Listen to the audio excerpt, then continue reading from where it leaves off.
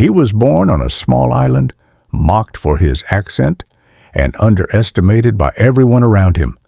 But within just a few years, he would rise from an unknown soldier to become the most powerful man in Europe, a military genius, an emperor, a legend feared across the world. This is the true story of Napoleon Bonaparte.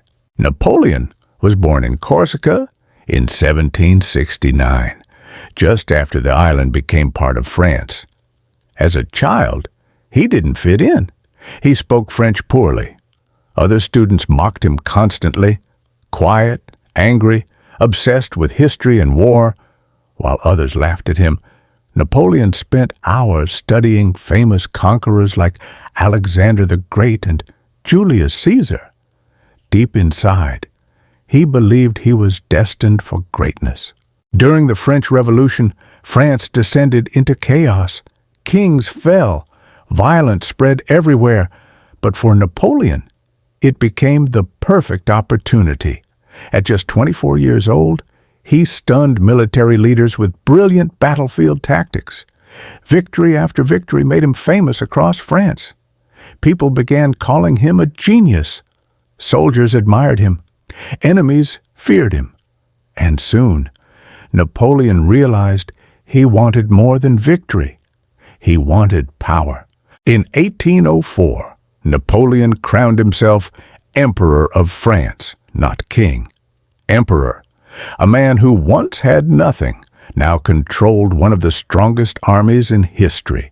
He conquered nation after nation. Austria, Prussia, Italy, much of Europe fell beneath his command. His battlefield strategies changed warfare forever.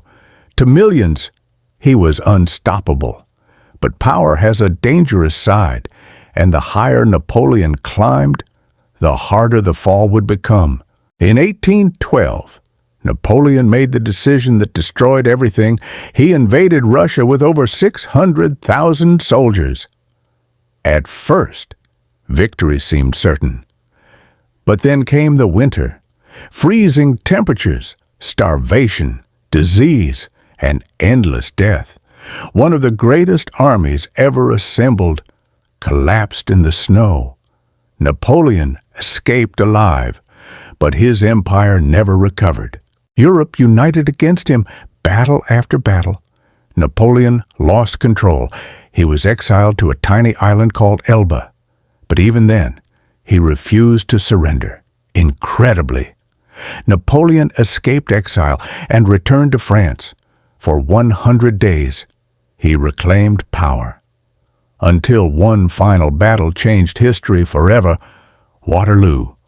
After his defeat, Napoleon was sent to a remote island in the Atlantic Ocean.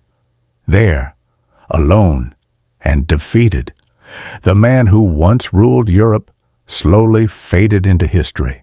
Napoleon once said, "Impossible is a word to be found only in the dictionary of fools." And maybe that's why the world still remembers him today, not just as a conqueror, but as a man driven by ambition, powerful enough to reshape history itself.